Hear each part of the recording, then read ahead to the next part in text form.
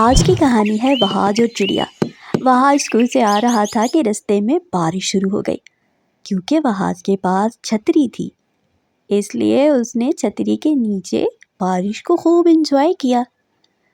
وہ بارش کا مزہ لوٹ ہی رہا تھا کہ اس کی نظر ایک چڑیا پر پڑی۔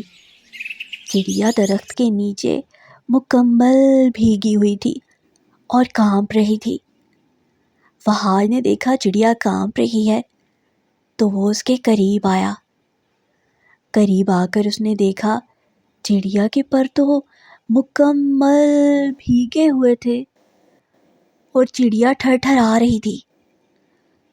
اس نے اپنی جیب سے رومال تلاش کرنا شروع کیا۔ رومال نکال کر اس نے چڑیا کے پر خشک کیے۔ چڑیا بہت گھبرائی ہوئی تھی، لیکن پھر وہ کچھ ٹائم میں رومال پر بیٹھ گئی۔ وہاج اس چڑیا کو چھتری کے نیچے رومال پر لے کر گھر آ گیا۔ گھر آتے ہی اس نے ایک ٹوکری میں نرم کپڑے رکھے اور اس میں چڑیا کو رکھ دیا تاکہ چڑیا کے جو پر بھیگے ہیں وہ خشک ہو جائیں، اور وہ اپنے نانا سے کہنے لگا، نانا ابو میں چڑیا کی مدد کیسے کر سکتا ہوں؟ نانا ابو نے کہا، تم پہلے ہی چڑیا کی مدد کر چکے ہو، اسے خشک ہونے دو، اسے یہاں آرام کرنے دو ٹوکری میں۔ وہاج انتظار کرتا رہا کہ چڑیا کب خشک ہوگی اور خوش ہوگی۔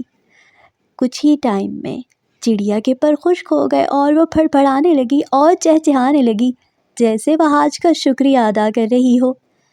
وہاج بہت خوش ہوا، اس نے اپنے کمرے کی کھڑکی کھولی اور چڑیا اڑ کر باہر چلی گئی۔ وہ بہت خوش ہوا کہ اس کی چھوٹی سی مدد سے کسی کا بہت بھلا ہو گیا۔